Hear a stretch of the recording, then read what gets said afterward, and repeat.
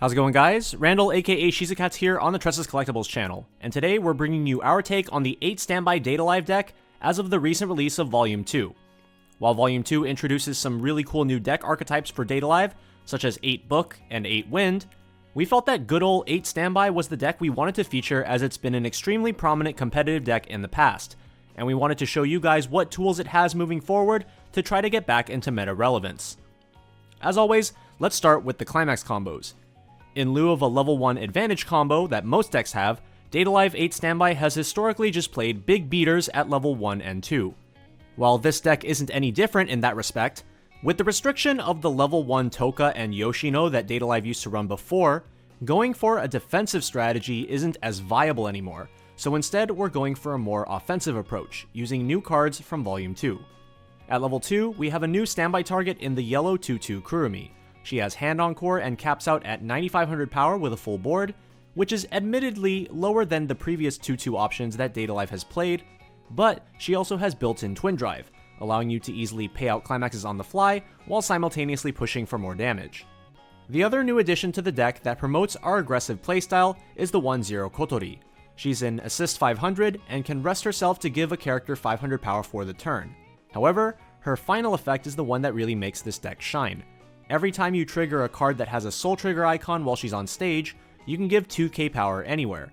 Combining this ability with the Twin Drive from 2/2 Kurumi can result in a ton of power being spread all over the board, letting you easily address opposing threats. Additionally, the 1/0 Kotori even has a soul trigger herself, so you can trigger her for extra damage and power. Our level 3 Climax combo is the classic Terrible Spirit Kurumi from Data Live Volume 1. Compared to the 8 standby builds when Data Live was in its prime, Kurumi has since been restricted to 2 copies per deck, so it's important to keep track of where those 2 copies are at all times if you want to make use of both of them. For those of you unfamiliar with the card, she is a healer with a 10,500 power body, and her Climax combo allows you to choose from one of 3 powerful effects. You can stock swap the opponent, shuffle back 3 cards from their waiting room into their deck to make damage easier to stick, or discard 2 cards to burn 3. The flexibility of this finisher is what makes her extremely dangerous, but now that she's limited to just 2 copies, you'll have to combo her alongside some of the other finisher options that Data Live has to offer, which, to their credit, are some very strong cards as well. On to the rest of the list. Usually at level 0 we like to start with the early game profiles such as runners and beatsticks, but this deck doesn't really have any of those. However, the level 0 TD Toka is universally agreed upon to be one of the best overall plays in this deck at every point in the game. She has 2 on-play abilities that can be activated in the order of your choosing. The first reveals the top card of your deck, and if it is a Date or Celestial Spirit character, add it to hand and discard a card. The second requires discarding a traded character as cost in order to draw 1 card. This double filtering ability is fantastic for getting standby targets into the waiting room where you need them to be, while simultaneously adding new options or even events and climaxes to your hand, since one of her abilities simply draws a card. The best follow-up is the level 0 Kurumi from Data Bullet.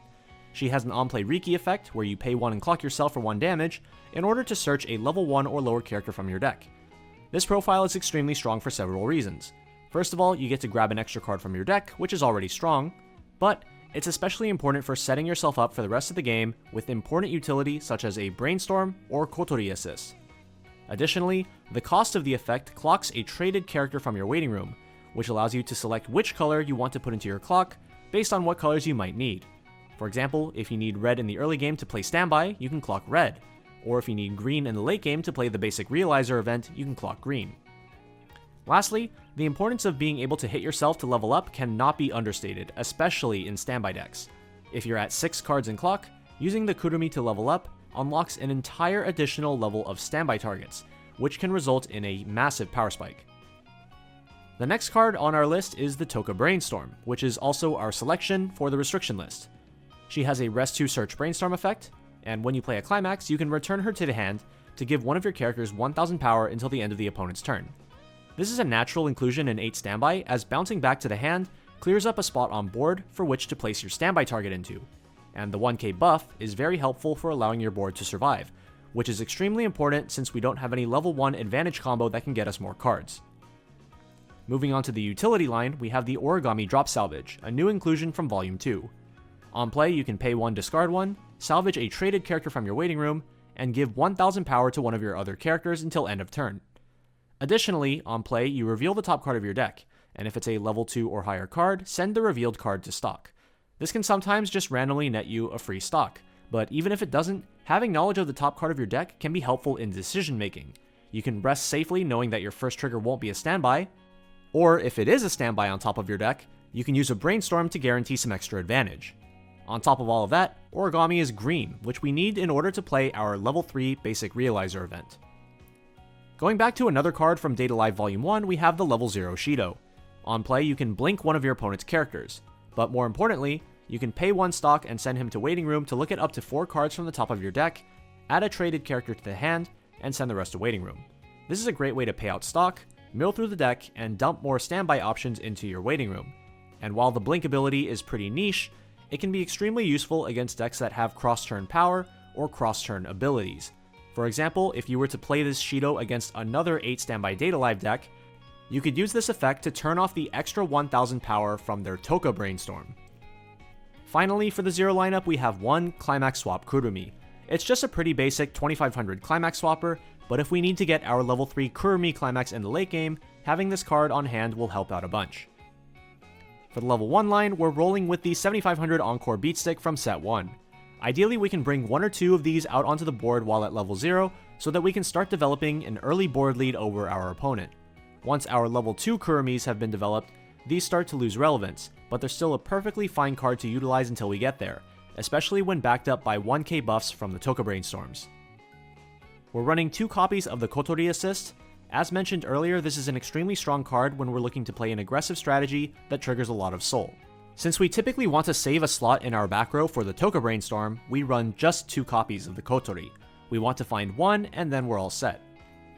We also run 2 counters at level 1. The first is the new Natsumi Memory Kit counter. Previously, Data Live had access to a Memory Kit counter in the level 2 Kurumi from Data Bullet, but this Natsumi allows us to have access to Memory Kick at level 1 instead, which can be really important in certain matchups, such as 7 Deadly Sins with their early play Meliodas combo, or standby mirror matches to remove opposing Encore characters. The second counter in the deck is the Yoshino Anti-Change backup. By discarding 2 cards, we can eliminate one of our opponent's characters whose level is higher than the opponent's level. This effect also sends the opposing character to clock, making your opponent completely lose access to it, unable to use mechanics such as Encore to get it back. Having access to this profile at level 1 is pretty huge, as it forces opponents to play around it from a very early point in the game. For our level 2s, we run 4 copies of the Twin Drive 2-2 Kurumi as our main standby target to bring out at level 1. Using the Twin Drive, we can play aggressively, triggering Soul for more damage and power, while also giving us more opportunities to trigger standby and proliferate our board. We're also running 2 free refresh backups, which can get us out of a tight spot if necessary. It's usually a pretty good idea to hold on to one of these if you see them, as you never know when you might need it, and our Climax triggers cannot grab this reactively like a Door or Choice Climax can. Moving on to the level 3s, we start with the new Yamai Twins early play. This can be early played if you have 4 or more traded characters on board, similar to the Toka early play healer from DAL Set 1. During your turn, they get plus 3000 power going up to 10,500, and on play, you can choose to heal 1 or burn 1, or you can discard 2 cards and do both. This is a super strong alternative to Toka as it allows you to choose your mode based on the situation. If you're way ahead of your opponent and want to push to close out the game, you can go for a burn 1. Or if you're falling behind and want to heal out of a dangerous range, choose the heal effect instead. It's not too often that you'll be using both of the effects by ditching 2, but the option is always there. Supplementing our level 3 Kurumi combo in the late game are 2 off-climax finisher options in the 3-2 Kurumi and 3-2 Toka. Both of them have Icy Tail Michiru style abilities that send cards from the bottom of the opponent's deck to the waiting room and deal damage based on the number of climaxes sent this way. However, pretty much everything about the 2 cards apart from that is completely different. Kurumi is a healer with Memory Kick, making her an amazing card to stand by out at level 2 to start permanently removing some of the opponent's key cards. Meanwhile, the Toka is a bouncer. On play, you can top check 3 rearrange to get knowledge of upcoming triggers, and bounce up to one of your opponent's characters back to their hand. This can be an excellent tool against decks that have high impact late game defensive counters, such as Hololive. The costs between the 2 cards' Icy Tail Michiru abilities are quite different as well. Kurumi's is pay 3 discard 1, milling the bottom 5 of your opponent's deck and gaining 2000 power, while Toka's is pay 1 and clock a character from your waiting room, and can only be activated when you have a full board of characters. Both of them are good in their own way, so we include each of them at 1 copy apiece for their unique purposes. Of course, it wouldn't be an 8 standby Data Live deck without the level 3 Kotori support. She gives 2k power to characters in front of her, and has a modal on-play ability that lets you choose from 3 different effects. You can either look at up to 3 cards from the top of the deck and add 1 to hand, great for digging for your endgame pieces. You can salvage a character from your waiting room outright, or you can just give everyone on the board 1000 power and 1000 soul until the end of the turn. A lot of the time, Kotori will just be brought out via a standby climax, but it's important to keep her on-play ability in mind in case you need it, as there are many different lines that you can go with the many options that you have. Finally, we have the 3-3 basic realizer event. This counter event is a powerful defensive tool, as it allows you to make your opponent's characters deal less damage. Specifically, you perform the following action 3 times. Choose one of your characters, and give it the effect that the character across from it gets -1 soul until the end of the turn. This can be stacked onto the same character repeatedly as well, allowing you to potentially neutralize attacks completely. It also sends itself to memory, but at that point in the game, memory is kind of an afterthought. Alright, as far as the mulligan goes in this deck, you want to be getting your standby targets into the waiting room as soon as possible, while keeping standby climaxes to bring the targets out. Toka is a fantastic early game card, as she helps you set up more standby targets in the waiting room by using her double filter effect. At level 1, you want to start developing the 2-2 Kurumis if possible. You will also want to think about the matchup ahead, and whether or not the opposing boards will be large enough to justify looking for the Kotori level 1 support to help you scale over them. At level 2, you can start using standby to bring out your powerful endgame options. Kurumi combo and Kotori support are a couple very obvious choices, but if the situation calls for some memory kick to get rid of your opponent's important pieces, consider bringing out the yellow Kurumi level 3. Toka level 3 is highly valued for her on-play bounce effect, so she's not as practical to bring out via a standby. Additionally, if the opportunity presents itself, feel free to throw in an early play Kaguya and Yuzuru into the mix. At level 3, you can basically just keep doing what you've already been doing, since standby turns your level 3 game online at level 2. However, you do also gain access to the basic realizer event to keep yourself from getting killed. Just keep in mind that you need characters on your board in order to use the event, since it targets your own characters for the across -soul. If you have characters in all 3 lanes, you can use this event to its fullest potential. Color priority is very simple. Prioritize red to play your standby climaxes first. You don't need yellow until level 2, where you can start playing the 3-2 Yamai early play, and in rare cases, hard play the 2-2 Kurumi from your hand. At level 3, you'll want to add green for the basic realizer event. Lastly, here's a couple other options we think are worth looking into. First up is this new level 0 Miku from Volume 2. This card can potentially replace the level 0 Shido, since they both have the ability of pay 1, sack themselves, and look it up to top 4 for a character to add to hand, and send the rest to waiting room. However, Miku's other ability is quite unique. Act, pay 1, rest 2 of your characters, then if you have 2 or more other Date or Celestial Spirit characters, send the top 3 cards of your deck to the waiting room, then draw 1 card. It's kind of like a draw brainstorm that always hits exactly 1, and her effect can be used as an alternative to a Toka brainstorm on any given turn.